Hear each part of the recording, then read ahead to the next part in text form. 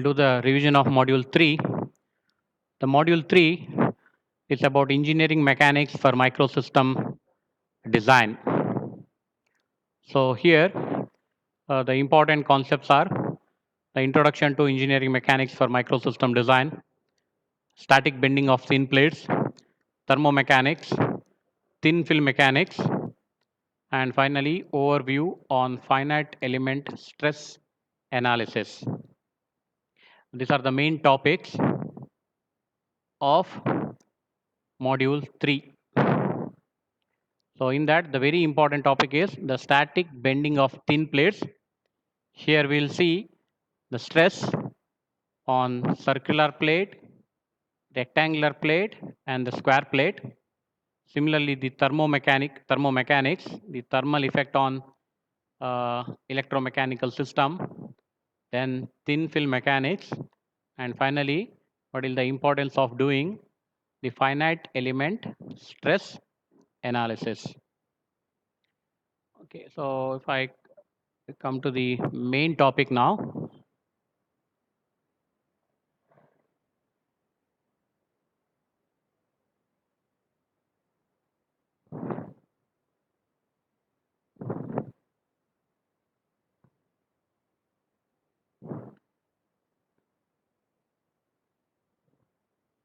Okay, so now, so the most of the microsystem, so they are made up of three-dimensional structure, and that often involve the heat transmission as well as the solid and fluid interaction. And many component in microsystem are essentially a machine component, so they are in the micro scale, and there can be a spring, there can be a gear, and can be a linkage also. So now when I say engineering mechanics, so it can involve both solid as well as fluid mechanics, and it is the base for the mechanical design of microsystem. The proper functioning of microsystem and their functional integrity as well as the reliable system packaging requires the application of engineering mechanics principle. And if I define what is mechanics now, the mechanics, it's a branch of engineering science that studies the relationship between the applied force and resulting motion. So this is very important. So I need to study what is the applied force and what will be the resulting motion. So now if I take the micro pressure sensor, so my input is pressure, and finally the input pressure I am converting into the electrical voltage, and that electrical voltage is equivalent to the pressure applied. Okay, so here I'll study what is the pressure applied, what is the resulting motion. And if I take now the first concept, it is the static bending of thin plates. So here what I'll do is I'll take a plate, I'll take a plate, okay, so has a certain dimension A and B, at the dimension A and B, and what I'll do is I'll apply pressure of P, and when I apply pressure, so now because of the applied pressure, there is the bending moment. So the bending moment in all the three dimension, one along x direction, one along y direction, and one along the z direction. So I have the bending moment. So the three bending moment with respect to x axis, y axis, and also with respect to the z axis if it is a three-dimensional structure. And h is the thickness of the plate. So now if I do this, so here I will not do the derivation part is not important for us, and I need to study. So now what is the bending moment along the x direction? What is the bending moment along the y direction? What is the bending moment along the x direction? What is the bending moment along y direction? And what is the bending moment together in xy direction? Similarly, what is the bending stress along x direction, along y direction, and along xy direction. So what is the maximum bending stress? So this I need to analyze. Okay, so next what I'll do is I'll take a circular plate, having the radius A, and I'll take it as, I'll assume it as a, now instead of analyzing the circular way, I'll make a linear analysis. So what I'll do is I'll apply a pressure of P. I'll apply pressure of P, and if I apply the pressure P, what I'll do is I'll calculate the total force acting on the plate, so that I'll take it as W. Take it as W, and what I'll do is I'll calculate what is the maximum stress at any point R and maximum stress along a particular direction, theta. So that I'll calculate. So what will be the maximum deflection, that also I'll calculate. So here what I need to remember is, I need to remember the equation for the maximum stress. I need to remember the equation for the maximum stress, and I need to remember the equation for the maximum deflection. So this is with respect to the circular plate. So similarly, I need to study the bending of rectangular plate. So here also what I'll do is I'll take the rectangular plate with the dimension A and B,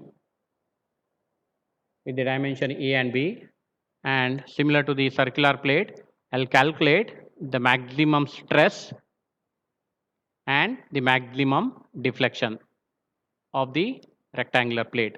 Similarly, the third is with respect to the square plate.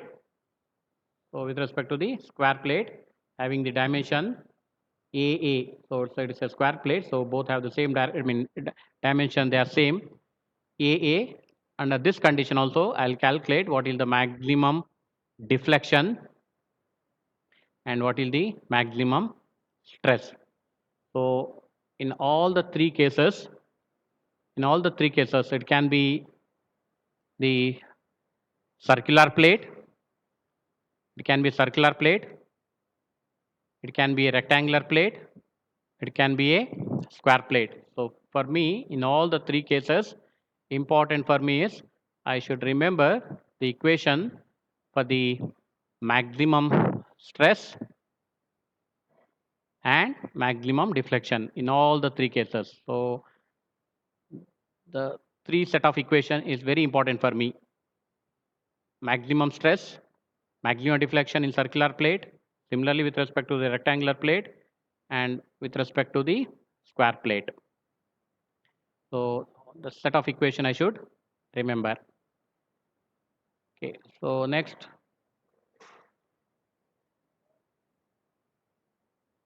Okay, so next I need to study the design of the accelerometer. So here what I'll do is, so here the accelerometer is nothing but it is a mass, the mass moving in a particular arrangement, in a particular rectangular or the circular arrangement. So when the mass, the movement of mass is above a certain limit, so that means if my acceleration or the deceleration is plus or minus 50 g, so this mass, it will touch the corner of the rectangular box or the circular box. So under that condition, my airbag will getting opened. So for that I'll do the modeling in terms of the mechanical parameter, mass m, spring constant k, and the dashpot constant c, and I'll take the moving, the x is the movement of the base, and y is the movement of the mass. And finally what I'll do is I'll get the equation for the final movement, z, and the phase difference. This is very important, the phase difference phi between the moment x and y, between the movement x and y. So here I have two movements. So one is the movement of the vibrating or the moving base, and y is the movement of the mass. So if I take z, so z is nothing but y of t minus x of t. What is y of t? So y of t is the movement of the mass, x of t is the movement of the base. So if I take the difference of that, so that is the final movement. So z of t. So the final movement z of t is given by this equation. So that means that is the maximum magnitude. So maximum magnitude z. So that is given by this equation. Similarly, phi. So phi is nothing but it is the phase difference between the input motion. So input motion is nothing but x and the final relative motion z. So that phase difference is given by this equation. So you should remember these two equations with respect to the design of micro accelerometer. So with respect to the design of micro accelerometer. Okay. And next part, it will be the thermomechanics. So this is also very important. So now what will happen is, so many microsystem, they are either fabricated at high temperature or they are expected to operate at high temperature. So if I take, for example, so if I take the engine cylinder pressure sensor, so in automotive application, so they operate at high temperature, and many the transduction components such as the piezoresistor, they are highly sensitive to the operating condition. So what I need to do here is I need to study the thermal effect on my electromechanical component. So if I operate at a particular temperature, so what will happen to my component? So that I need to study. So here, so basically there are three effect. So there are three effect, three thermal effect. The three thermal effect on the micro machines. So one is the thermal effect on the mechanical strength of the material. Second is the creep deformation, and third is the thermal stress. And if I take the thermal effect, so what will happen is, so now the most of the engineering material exhibit reduction in the stiffness. So that is nothing but the Young's modulus and ultimate strength, the increase in the temperature. So what will happen is, so my Young's modulus and the ultimate strength of the material, Young's modulus and ultimate strength of the material, so they will decrease at the increase in the temperature. At the same time, so my thermal conductivity, specific heat, and the coefficient of thermal expansion, they increase with the increase in the temperature. So they will increase with the increase in the temperature. So look at this. Look at this graph. So now my Young's modulus E, it is decreasing. Young's modulus is decreasing. Similarly, the plastic yielding strength, so that is also decreasing. Ultimate tensile strength, that is also decreasing. Whereas the thermal conductivity, specific heat, and coefficient of thermal expansion, they are increasing. So they are increasing with the temperature. So finally, what will be the effect of this? So finally, fortunately, what will happen is, so the material, the core material of the microsystem, they are silicon, quartz, glass, so they are relatively insensitive to the temperature. So that means what I can do is, so if I use the material like silicon, quartz, glass, so I can neglect the effect, the thermal effect on the mechanical strength of the material. Second is the creep deformation. So the creep deformation, so it occurs in a material when the material temperature it exceeds half of the homogeneous melting point of the material.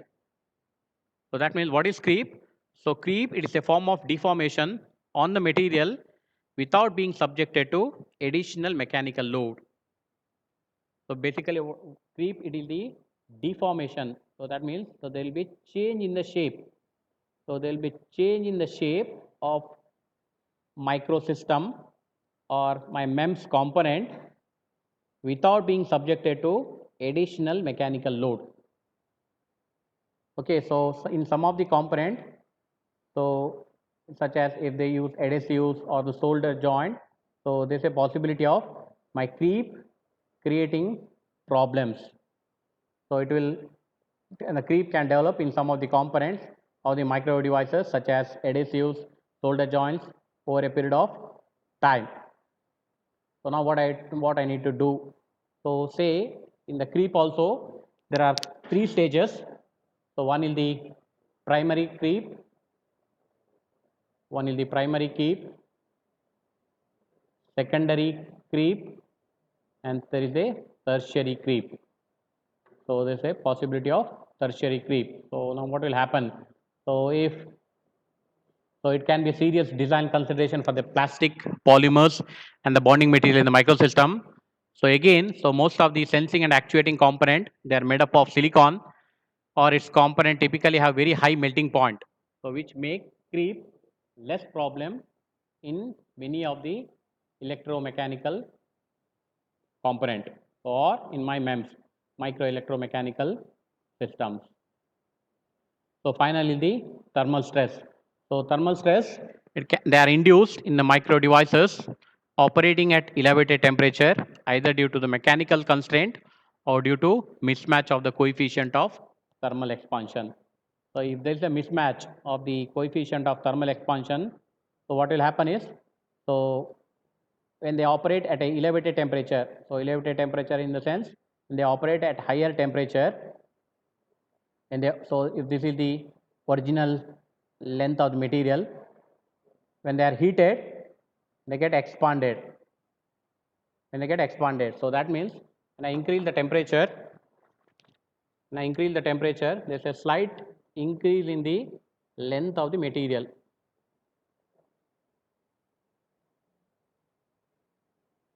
There's a slight increase in the length of the material. So this can create the problem in many of the micro system. So what I need to do here is, so I need to take the consideration of what is the increase in the temperature. If there's an increase in the temperature, what will be the increase in the length of the material? What will be the length of the increase in the material? And if that length, it is under certain limit, so no problem. Otherwise, I need to take special care in the packaging of my micro system.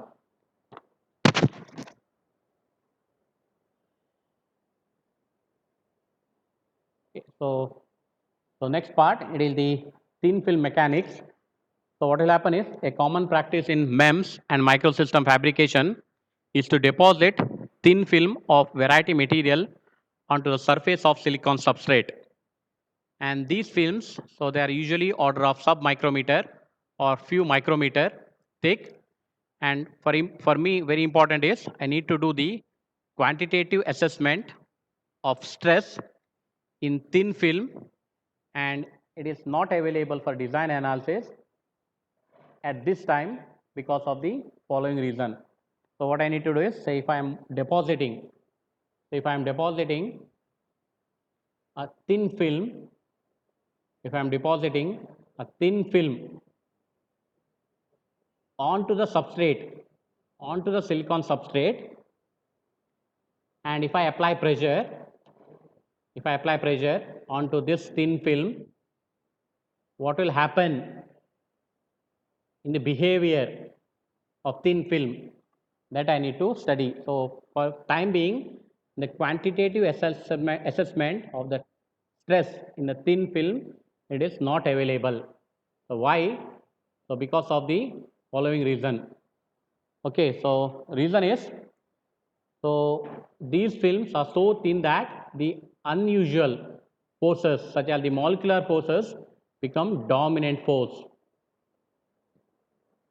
The molecular force will become the dominant force. So instead of external pressure or the external force, the molecular force become a dominant force.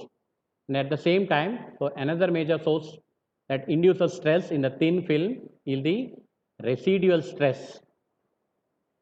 This residual stress, it is resulting during the fabrication process. So these two will cause a major problem in the quantitative analysis of thin film mechanics. Okay, so finally, the total stress in the thin film can be because of the thermal stress due to mechanical load and due to the intrinsic stress. So these three I need to consider. So one because of the thermal stress, other due to mechanical load, and third due to intrinsic stress. And the final part of the module third, it is the overview of finite element stress analysis. So now what will happen is, so now almost all MEMS and microsystem, they involve the complex, the three-dimensional geometry, and these devices are fabricated under severe thermal and mechanical condition, and they are subjected to harsh loading during the operation. And some of the structure, they consist of multi-layer of dissimilar material, and they can be bonded together either maybe through physical or maybe through chemical means, maybe to the physical etching or the chemical etching. So now what will happen is the credible stress analysis of this complex system cannot be achieved by conventional method with the closed form of solution. So that means with the help of the equation, I cannot find out the exact stress analysis. I cannot analyze the three-dimensional micro electromechanical system. So for that, what I need to do is I need to go for the finite element stress analysis. So the commercially available the finite element stress analysis tools are, so they can be ANSYS, they can be Abacus, they can be a MEMCARD. So here what I need to do. So essentially, so the basic principle of finite element method is divide and conquer. So first step in the finite element analysis is to divide the whole solid structure into a finite number of subdivision of special shape, and they are interconnected at corners or at a specific point. They are called as nodes. Called as nodes. And what I can do in the finite element analysis. So engineering application of finite element analysis is for the stress and the strain analysis, heat conduction analysis, and fluid dynamics. I can do the finite element analysis for the analysis of stress and strain, heat conduction analysis, and for the fluid dynamics. And what are the input to the finite element analysis? So I need to give the general information. So the general information can be regarding with respect to the profile of structure geometry, establishing the coordinator, and second step is to develop a FE mesh. Third step, I need to give the material property. Finally, the boundary and loading condition. So these are the four input I need to give to the finite element analysis tool. So first is the general information, second is the developing of FE mesh, third the material property input, fourth is the boundary and loading condition. So after giving this, so what I can do, so the output in the stress analysis from the FEA, it can be nodal and elemental information, can be displacement at node, stress and strain at each element, shear stress component can be along xy, yz and yz plane. So normal stress and strain component, maximum and minimum stress component. So these are the output I can get from FEA tool. Okay, so these are the main topics of module 3, and if I take the VTU question paper,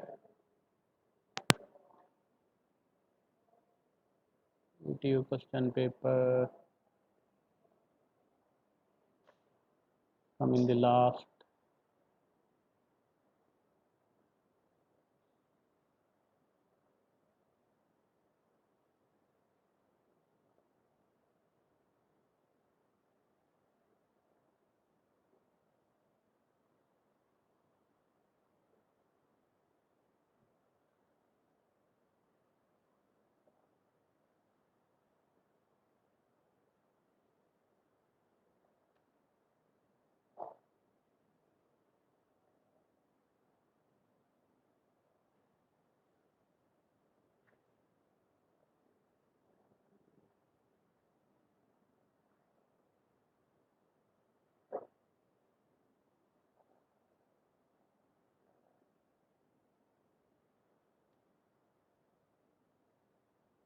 Okay, so on the VTU question paper,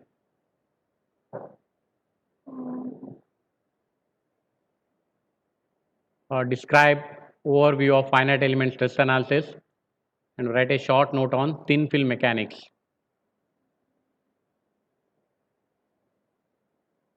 Or describe the overview of finite element stress analysis and write a short note on thin film mechanics.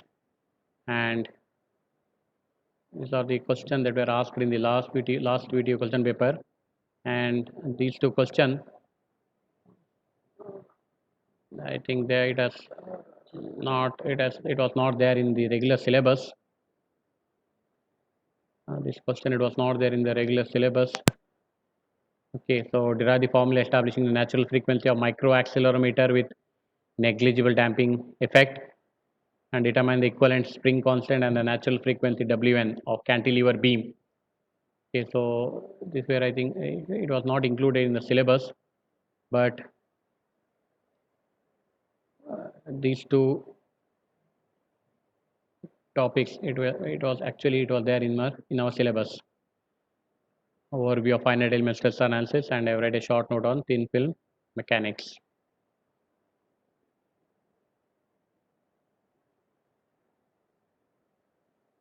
Okay, so important in the module 3, so the static bending of thin plates. So here the circular plate, rectangular plate and the square plate, then the thermal effect, then thin film mechanics, then overview of finite element stress analysis. So the 4 topics. So the 4 topics are very important, and in addition to that, the design of micro accelerometer. Any doubt you can clarify?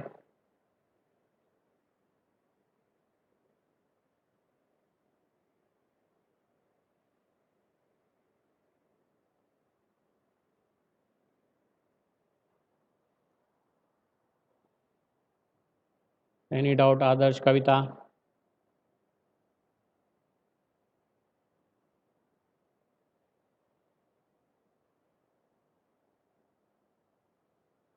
Hello?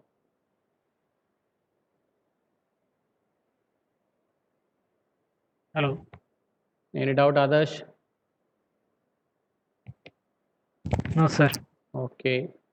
Kavita? No, sir.